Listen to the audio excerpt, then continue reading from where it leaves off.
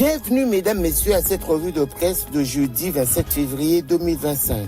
Goma, un drame humain, plus de 200 personnes brûlées dans un feu de bar, rapporte le potentiel.cd. La nuit du mardi 25 février 2025 a été marquée par une tragédie sanglante à Goma, capitale de la province du Nord Kivu. Selon plusieurs témoins, des militaires rwandais en collaboration avec les terroristes du 1-23 ont tué et brûlé vives plus de 200 personnes dans un bar bien connu, surnommé 3e mi-temps, situé dans le quartier Don Bosco. Un membre du mouvement citoyen Lucha affirme qu'à 22h, heure de Goma, les Rwandais ont brûlé plus de 200 personnes, y compris les gérants, sous prétexte qu'ils seraient des voleurs. Il y a nécessité d'une intervention urgente de la communauté internationale pour protéger les populations vulnérables.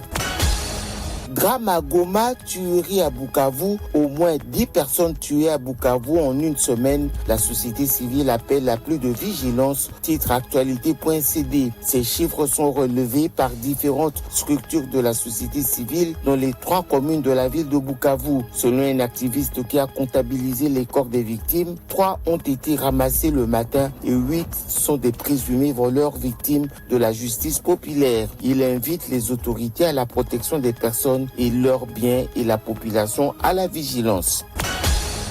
Uvira, les FARDC lancent une opération pour traquer les militaires fuyards responsables d'exactions, annonce info27.cd. Les forces armées de la RDC ont lancé une vaste opération de nettoyage à Uvira, dans le sud Kivu, pour traquer les militaires en fuite impliqués dans des actes de violence. L'armée appelle la population à collaborer en dénonçant ces fuyards afin de restaurer la sécurité et l'ordre dans la ville et ses environs.